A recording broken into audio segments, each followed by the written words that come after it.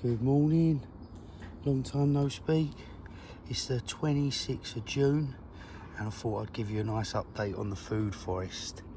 So here's the plan again. I keep showing every video if you remember from last time, and here's what it looks like now. Look at that. Honest, the energy in it feels amazing.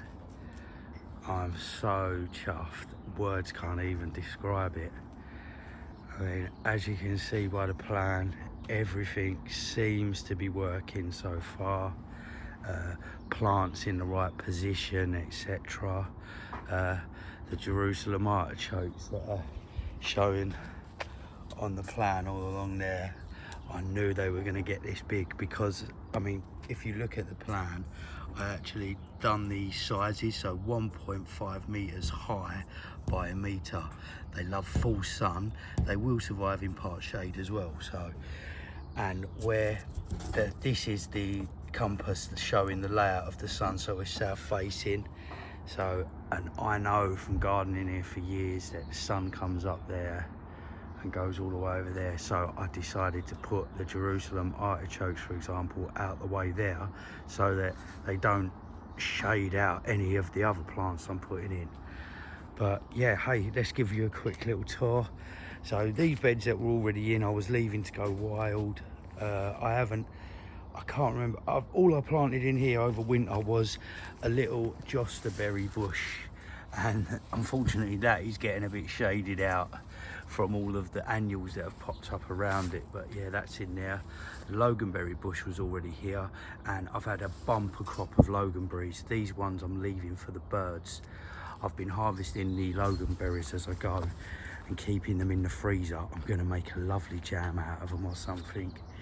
But yeah, moving on, I had some sunflowers pop up from the sunflowers that were here last year. I had 2 sunflowers here last year, and so far we've got 1, 2, 3, 4, 5 sunflowers have appeared, so I'm happy with that. The flowers that you can see there, the pink ones, they're sweet peas. They actually grow in from next door's garden, and all I've done is allow them to grab hold of some of my foliage and yeah, producing beautiful flowers. I mean, this is what I'm actually going for. The subject I was studying was permaculture, and without going too much into it, it's sort of letting nature do what it does, letting multiple species of plants grow together and thus looking after each other in the meantime, as long as they don't battle too much and shade each other out and that. But yeah, just I'm besotted by it. Again, words can't describe. But yeah, moving on. So this is the start of the actual plan. There's a sage there. Remember from the last video, I did actually have 3 sages in, and unfortunately 2 of them have died. So one there died, there was one there that died, and just this one's holding on at the moment. A bit of grass coming as well. But yeah, so just this one's holding on at the moment. I mean, in all fairness, I believe sage like a drier ground, and this little spot, I mean, look, we've been having record-breaking temperatures, and look how sort of moist the soil still is, which I'm impressed with. I am impressed with, but yeah, we'll see how it goes. Over there we've got a Siberian bellflower. I'm not even going to bother with the Latin names. Over here, these guys again popped up from last year. I left a courgette here. I was growing courgettes. I left one here, and it literally spread seed. I had like 15-20 plants pop up all around here, and I just sort of started taking them out, moving them around, giving them to neighbours, giving them to friends, parents, etc. And I've left a couple to see how they go. Yeah, moving on, I've got a newly planted a broccoli. This is a type of broccoli called broccoli 9-star, which I believe is actually a perennial broccoli. So this won't just grow this year and flower next year and then die. This will actually keep on coming back, sort of like my Tortondine kale. I'll go over there in a minute. That looks absolutely amazing, that section. So yeah, that's the broccoli 9-star. Just give you an idea of facility. Look at the mushrooms that are growing in between everything. It's like it's exactly what I wanted to do. Everything seems to be working with each other. I had done minimal disturbance on the soil, so sort of no dig method. So for this reason, to not destroy that microculture stroke mycelium network that's going on, that will help everything excel, you know what I mean? So yeah, that's all looking good. Some newly planted, these guys here are a type of spinach called tree spinach. Nearly went for the Latin giganteum something, don't know, but yeah, they're in there. They grow apparently up to 2 meters. Again, that's why I've kept them at the back here, so that they don't overshade anything else. This was the parsley that actually went to flower, which I think is absolutely beautiful. For me, it's another pollinator attractor. It's got a smell to it, so it puts off a lot of pests from coming to try and chow down on some of my other plants that I want to keep. And it's a welcomed addition to the garden. Over here, this, you can just see it starting to flower. This is the skirret. It's down there. I left the potato in the end. I was going to take it out because I was worrying about it bullying the skirret, but I'm a bit happier now because the skirret seemed to have grown right up and sort of it's getting its share of sunlight, so I'm seeing how it goes. But I've got another skirret in the bed behind as well, so yeah, that's not a problem. So yeah, we've got the parsley, the skirret hiding in here. It's been absolutely attacked by snails. I'm doing my best because it's all purely organic, the garden here, so I'm sort of letting nature decide what to do. But this is a lupin. That head needs cutting off. That's a beaut, isn't it? That head needs cutting off now because it's going to seed, and I want it to concentrate on these new flower heads that are coming out, so I will be snipping that off. The reason lupin's in the garden, because lupin is actually pea family, so that's a nitrogen fixer. So that will be fixing nitrogen into the soil for future years. Moving on, this was an annual carrot from last year, what I left in the ground. I think if you remember me saying about it, and it's gone to flower. I mean, oh my goodness, what a beautiful thing. It's been attracting pollinators, so it's been bringing life into the garden. I've also read it's a confuser crop, so there's a smell to it that, again, a lot of pests like aphids and black fly, they just don't like the smell of, so they divert the area, and so this is helping again my other annual plants to thrive, which is very welcome in this food forest. That's what it's all about. Down there is the geranium roseanne or roseanne. That is a beautiful, that's a perennial, I believe, and when it does flower, so from next year will be the actual like the good showing maturity, you know what I mean? And hopefully that will that starts flowering in the spring, and it doesn't stop until winter, so I'm looking forward to that. There's another geranium roseanne back there. There is a cosmos that I had growing in the garden last year. Again, it's a rogue seed, what I left. I think if you do remember me saying in past videos, the early spring videos, a lot of these seedlings that were coming through, I was leaving them to try and identify if there's anything that I wanted to keep before I destroyed them. It's definitely well worth doing because it saves you having to buy plants, you know. You get free ones and you're letting nature express itself in the full circle of growth, i.e. growing, spreading seed, and then regrowing for the next year. Yeah, there might be something in it, it might be stronger. Knocking about here, that's another sunflower that came from the original sunflowers over there last year, and I've just got my nettle bush that I've been eating growing in there. I've obviously trimmed it down and I've been using it as spinach, etc. And yeah, so that's actually it's a nettle, but it's a food crop to me. Really good for I think it's peacock butterflies as well, so in particular.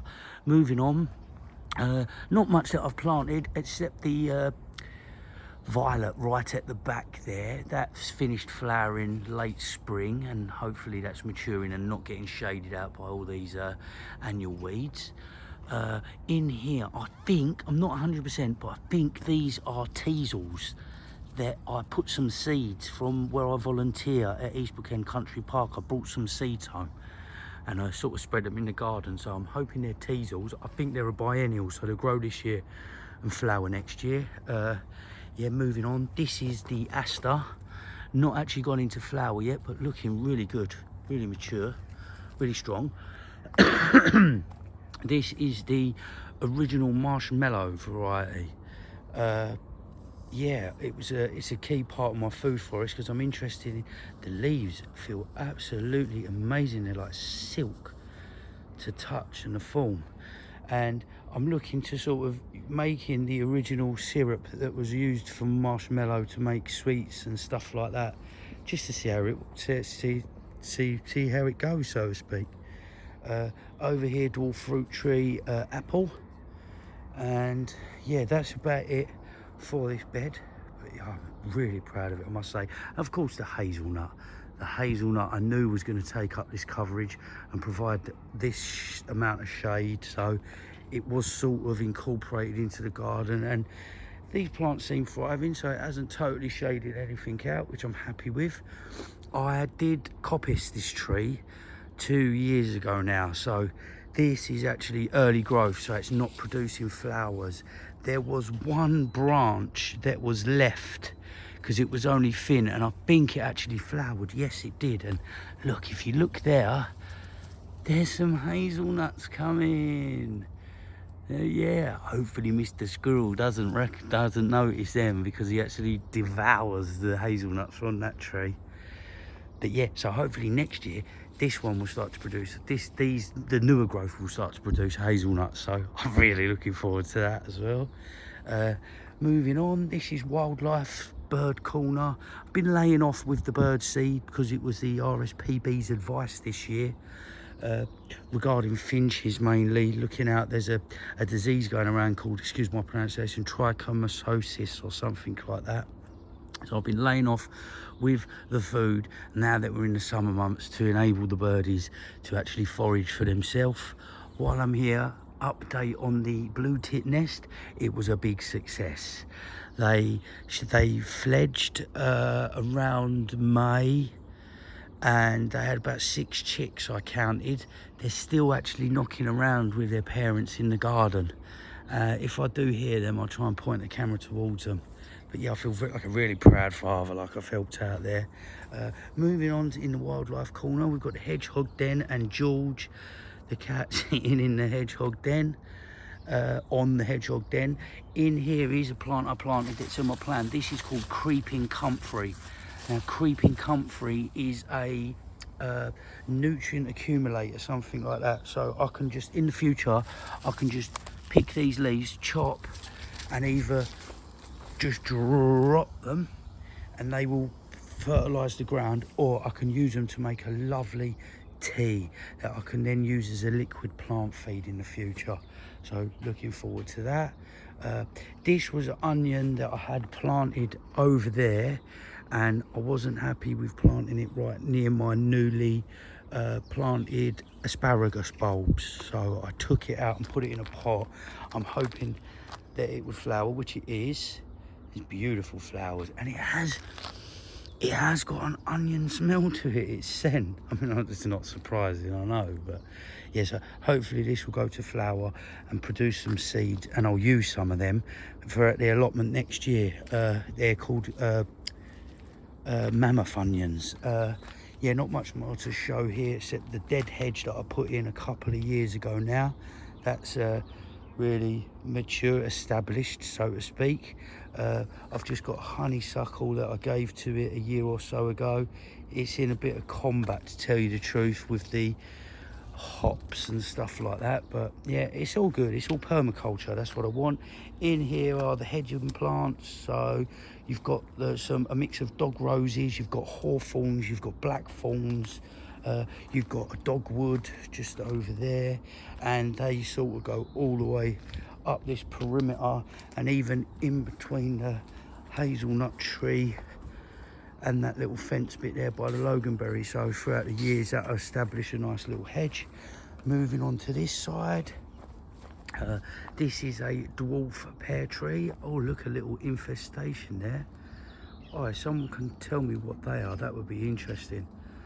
Whether they're butterfly or whatever, some sort of silkworm, but that they've made themselves a little web ball so the birds can't get to them.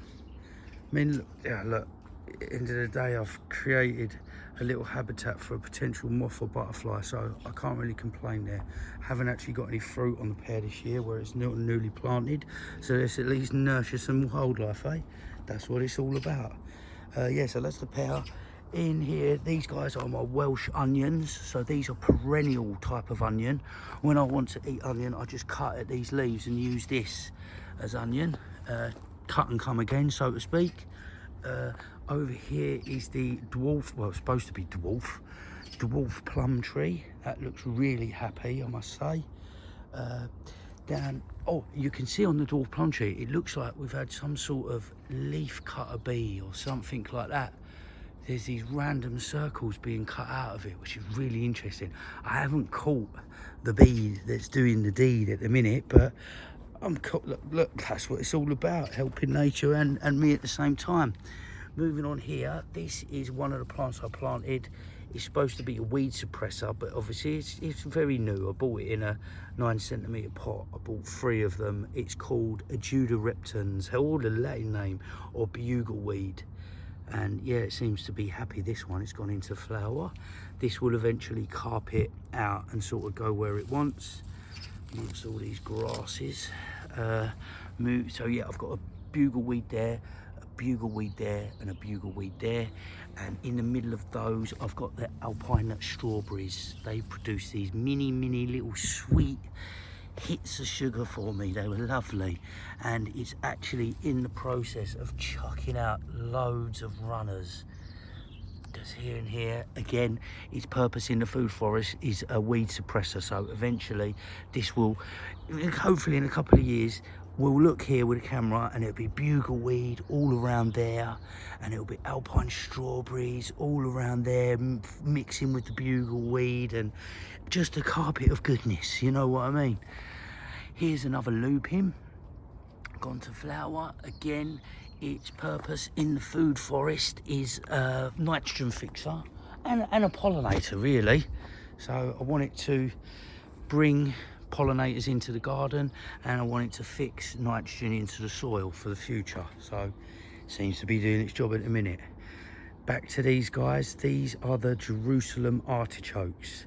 The reason I'm growing these is I'm looking to sort of replace potato in my diet, because I normally grow a hell of a load of potatoes, and I looked up, these are a very similar carbohydrate, apparently a bit better for you than potatoes.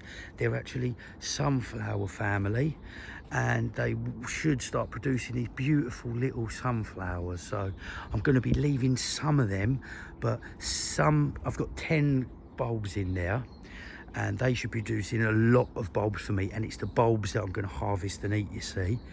And some of the plants I'm going to allow to produce the little sunflowers to keep some nice late flowers coming, keep the pollinators coming in, and some of them I'm going to cut the flower heads off so they just focus on the bulbs for me. So some for nature, some for me. Seems like a good deal to me. Moving on, we've got a blackcurrant bush which actually flowered, which I was surprised with. First year, they're looking good. I might try that in the morning. Oh yes, very nice. I love blackcurrant. It's got that taunt. I've actually been putting some of them blackcurrants in with the loganberries, so my jam I make later on will be loganberry blackcurrant jam. Looking forward to that. Moving on, got some more alpine strawberries, and obviously the bugleweed. Alpine strawberries, some cheeky calendula have popped up everywhere wherever I see that. I never planted these this year. They came from seed from plants previous years, so I've left them in place. This is the yarrow that I planted, looking absolutely splendid. Red flowers are amazing. I love the deep red, almost going into purpley colours. Very nice if I may say so myself. These are the asparagus crowns that I planted. So asparagus, I planted a row of asparagus crowns at the same time over the allotment. There I'm going to be looking to harvest in like 3 years. The asparagus in the garden here is actually more for form, more for effect. I love these little ferns that they produce. But yeah, if you want to look to eating asparagus, new crowns, you don't actually start harvesting them because you need to strengthen the crowns. So you don't start actually picking asparagus for about 3 years, so it's a long time project, but beautiful fern you get in between. Just loving it. Moving on, we've got the other skirret I was showing you, medieval vegetable. That seems happy, going into flower. Moving on, we've got hell of a lot of calendula and some nigella that popped up from last year in amongst my Tortondine kale. That's what this is. It's a perennial type of kale, so it's food for me, and it's not one of those plants that are just going to grow and be harvested and bare soil job and start again. Yeah, there's kale. There is another Tortondine kale, his little brother, that still hasn't really taken, but it hasn't given up either, so I can't complain. I'm leaving it there. Yeah, and again, going back to what I'm trying to achieve, this is exactly it. Permaculture, I believe, at its finest. So we've got the food for me, we've got the calendula growing, and the nigella providing pollinators with much needed nectar, etc. And also these calendula, these leaves are very good for you to eat in a tea, so they're actually herbal for me as well, which I put into a tea every now and then. Good for anti-inflammatory or something like that. This was a kale that I left from last year. I want these seeds. They're ready. They're starting to split. So yeah, this is what I want from this kale this year, the seeds. It's a Cavolo Nero, something like that kale. So I'm actually going to bucket those pods up now because they look like they're starting to split, and then I'll have seeds for next year. And last of all, I think that's a lemon verbena that I planted in. Very, very good for you in herbal teas, calming of the mind, etc. and stuff like that.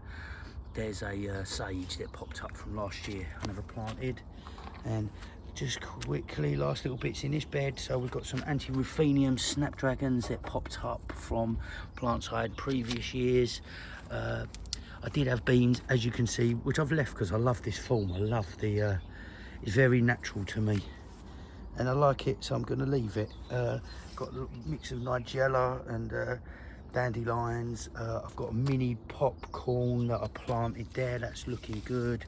I was given by some lovely volunteers where I volunteer at East Brookend Country Park some red valerian I've just planted in, and also some sedum ice plants, I believe. Yeah, so yeah, thank you very much guys for that, you know you are. And there's some beans, French beans coming through from last year's beans here that I left to go to seed. A couple of tomatoes in the background, cheeky. So I've left them, and yeah, still got my nursery pot of calendula that I sort of was going to spread about, but I haven't really bothered. And that's about it. Thank you very much for tuning in. As you can see, I'm proud as pie. It's really working. I mean, we're just going through record-breaking temperatures at the minute, 30 odd degrees consistently every day, and I thought it was going to be a lot harder to upkeep. But again, I don't know if it's to do with this food forest thing of this is how nature wants to be, so everything seems to be looking after each other or not. But I'm still only watering every couple of days. Don't get me wrong, I've got mulches and stuff like that that's probably helping retain the water, but the soil only through one growing season seems to be improving so much. I mean, going back, look, the amount of mushrooms that I've got growing in it and stuff like that. It's like a Alice in Wonderland down here. Look at these little mushrooms everywhere. You get a little mushroom forest in the morning. I don't know what type they are. If anyone could tell me without looking up, that would be handy. But yeah, thank you ever so much for tuning in. It's lovely to catch up with you, and I look forward to catching up with you next month. And then as we go on, I can't wait to catch up with you for harvests and stuff like that, and some new additions like this parsley.